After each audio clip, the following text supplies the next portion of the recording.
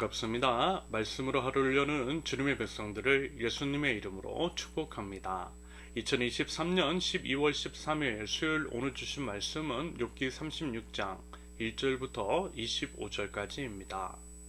엘리후가 말을 이어 이르되 나를 잠깐 용납하라. 내가 그대에게 보이리니 이는 내가 하나님을 위하여 아직도 할 말이 있음이라. 내가 먼 데서 지식을 얻고 나를 지으신 이에게 의를 돌려보내리라. 진실로 내 말은 거짓이 아니라 온전한 지식을 가진 이가 그대와 함께 있느니라.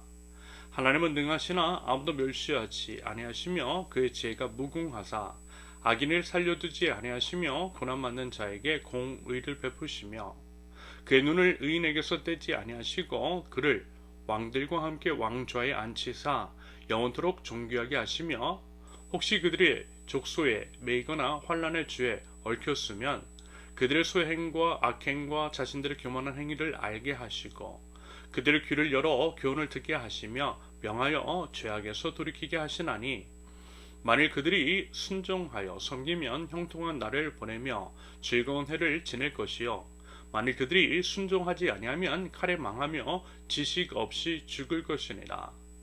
마음이 경건하지 아니한 자들은 분노를 쌓으며 하나님이 속박할지라도 도움을 구하지 아니하나니 그들의 몸은 젊어서 죽으며 그들의 생명은 남창과 함께 있도다. 하나님은 공고한 자를 그 공고에서 구원하시며 학대당할 즈음에 그의 귀를 여시나니 그러므로 하나님이 그들을 환난에서 이끌어 내사 좁지 않고 넉넉한 곳으로 옮기려 하셨은즉 무릇 그대의 상에는 기름진 것이 놓이리라. 이제는 악인의 받을 벌이 그대에게 가득하였고 심판과 정의가 그들을 잡았나니 그들은 분노하지 않도록 조심하며 많은 뇌물이 그들을 그릇된 길로 가게 할까 조심하라. 그대의 부르짖음이나 그대의 능력이 어찌 능히 그대가 공고한 가운데에서 그대를 유익하게 하겠느냐. 그대는 밤을 사모하지 말라. 인생들이 밤에 그들이 있는 곳에서 끌려가리라. 삼가 악으로 치우치지 말라. 그대가 환난보다 이것을 택하였느니라. 하나님은 그의 권능으로 높이 계시나니 누가 그같이 교훈을 베풀겠느냐. 누가 그를 위하여 그의 길을 정하였느냐. 누가 말하기를 주께서 불의를 행하셨나이다 할 수 있으랴.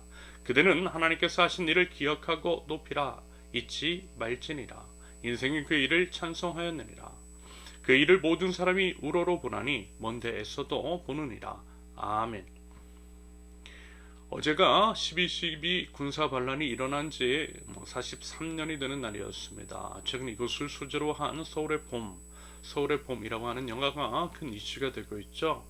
물론 이제 저도 관람을 했고요. 영화를 보는 내내 참으로 화가 많이 났습니다. 결과를 알기 때문에 더더욱 답답하고 그랬던 것 같아요.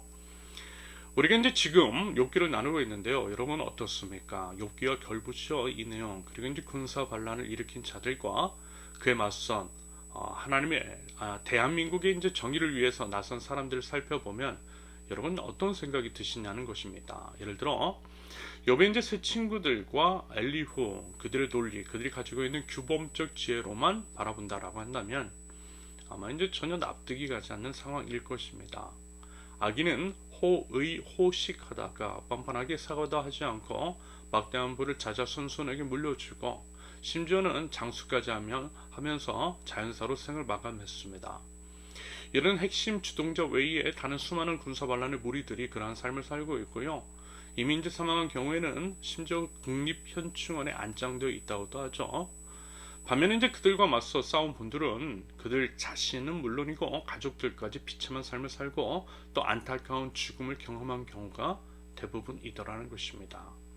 그러면 여러분 이 상황이 과연 세 친구들과 엘리후의 논리에 과연 부합하느냐는 아는 거예요. 그런데 이것이 또한 우리의 현실이라는 거죠. 우리의 실제 삶이라는 것입니다. 그런다고 할 때 과연 세 친구들과 엘리후의 인식 및 판단은 옳다 말할 수 없고요. 이런 일들이 현실 세계에서는 생각보다 너무 많더라는 것입니다. 그런데요. 과연 순진한 것인지 아니면 어리석은 것인지 정말 몰라서 그런 것인지 또 아니면 욥에 대한 비난과 정죄가 목적인 그런 악한 의도가 있어서 그런지는 몰라도 욥의 세 친구 및 엘리후의 태도는 참으로 많이 아쉽습니다. 그런데 또 뭐라고요? 우리도 그럴 수 있더라는 것입니다. 나의 일이 아니고 남의 일이라고 해서 함부로 판단하는 경우가 얼마나 많다냐는 거죠. 특히요, 교회 안에서 이런 게 적지 않더라고요. 가까이 있는 사람 중에서 이와 같은 일로 오랜 시간 동안 고통을 받고 또 일종의 트라우마까지 생긴 사람도 있습니다. 몸이 아프고 질병에 들고 삶이 고단한 것, 여러 어려운 상황이 있는 것들에 대해서 섣부른 판단과 조언을 하고 또 다그치더라는 것입니다. 그리고 분명 죄가 있을 것이라고, 죄 때문이라고, 그래서 당신이 아픈 것이라고, 그러므로 회개해야 한다라고.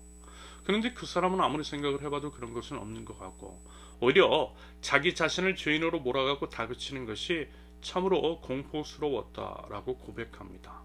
그래서요, 지금까지도 앞으로 하나님 앞으로 온전히 나아가지 못하는 게 있더라는 거죠. 여러분 혹시 이와 같은 경험 해보셨어요? 하지만 여러분, 이런 것들은 결코 바르지 않은 태도입니다. 오히려 그런 식으로 이야기하는 것이 자기 자신을 하나님의 자리로 높이는 것이고요.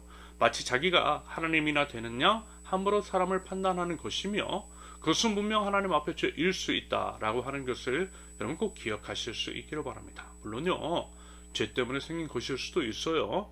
죄 때문에 병도 걸릴 수 있고요. 죄 때문에 어려움에 처할 수도 있습니다. 하지만 그럼에도 불구하고 그와 같은 이야기는 함부로 하는 것이 아니라는 것입니다. 심지어는 저 같은 목사도 종교적인 권위를 내세워서 정죄하는 것은 그야말로 영적인 폭력, 그것밖에 되지 않음을 기억해야만 합니다. 아무튼 엘리후는 계속해서 이야기를 하되 욥이 당하고 있는 고난을 해석하고 설명하려고만 해요.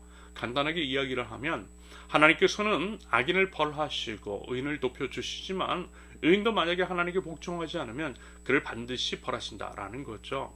그리고 그것들, 즉 벌과 심판을 통해 그들의 죄악을 알리시고 그들의 귀를 열게 하시며 죄악을 버리고 주님께 돌아오게 하신다라고 하는 식의 진술을 이어나갑니다. 하지만 그럼에도 불구하고 그가 돌아오지 않으면 결국 그는 칼에 망하고 지식 없이, 다시 말해서 아무도 그 연유를 모른 채 그는 죽음을 맞이하게 될 것이라고 경고합니다. 참 섬뜩한 이야기, 정신이 번쩍 드는 말일 수 있는데요. 그러면 여러분, 이런 이야기 그리고 그 경고 결국 무슨 의미일까요? 당연히 욥에게 들으라고 하는 이야기인 것이겠죠. 자신은 죄를 저지르지 않았다라고 주장하는 욥에 대해, 그리고 자타공인 의인이었던 욥에 대해서 그 이야기를 하고 있는 것입니다. 심지어는 의인이라 할지라도 하나님께 순종하지 않으면 벌을 받는다라고 하는 것을 말함으로써 비록 욥이 과거에 의인이었는지는 몰라도 지금은 아닌 것 같다, 그러므로 죄를 회개하고 돌아와야 살 수 있다라고 하는 그와 같은 식의 논리일 것 같습니다. 물론 누차 말씀을 드렸듯이 엘리후가 이야기하는 게 맞아요. 그 논리도 맞아요. 그런데 먼저는 욥도 왜 그런 것들을 모르겠느냐라는 것입니다. 욥도 다 알고 있는 내용이라는 거예요. 그 정도는 누구나 다 알아요. 다 뻔히 아는 이야기를 안 그래도 힘든 사람에게 해서야 되겠느냐라는 것입니다. 그리고 지금은 아니라니까요. 이해할 수 없는 고난의 현장이라는 것이 분명 우리의 삶 가운데 있더라는 것입니다. 예를 들어 앞서 이제 말씀을 드린 것처럼 12.12 군사반란을 막으려 했던 의인들, 그들은 오히려 고난을 받았어요. 이야기를 들어보면 정말 비참한 삶을 살았어요. 그럼요, 그럼 그들이 무슨 죄악을 저질렀기 때문에 그와 같은 일을 당한 것은 아니잖아요. 오히려 군사반란의 악인들이 그들을 계속해서 괴롭히고 못살게 했기 때문에 당하는 고난이었습니다. 그런 분들에게 엘리후의 논리, 즉 죄로 인해 고난을 받는 것이라는 식으로 이야기하면 어떻게 하겠냐라는 거죠. 말도 안 됩니다. 안 그래도 영화를 보고 화가 났는데 더 화가 나죠. 아무튼 엘리후도 그렇고 앞선 세 친구들도 그렇고, 특히 이제 교회에서 신앙이 좋다라고 하는 사람들의 안타까운 점이 아마 이런 것이 아닐까 싶습니다. 마치 자기가 다 안다고 하는 듯한 태도, 심지어는 하나님도 자기 손 아래에 있다는 듯한 그런 식의 교만함. 여러분, 그러면요, 우리에게는 과연 그런 모습이 없을까요? 여러분, 부디 이 부분을요, 우리 진지하게 한번 성찰해 볼 수 있기를 바랍니다. 그리고 제발 좀 하나님처럼 굴지 않았으면 좋겠어요. 마지막으로 욥의 이제 회개를 강요하는 엘리후를 바라보면서 이런 생각이 듭니다. 남에게 회개를 강요하기보다는 자기 자신을 십자가 앞에 정직하게 세우는 것이 보다 하나님 나라의 백성다운 선택이라는 것을 말입니다. 여러분, 우리의 신앙은요, 우리가 가진 신앙은요, 남이 아니라 나를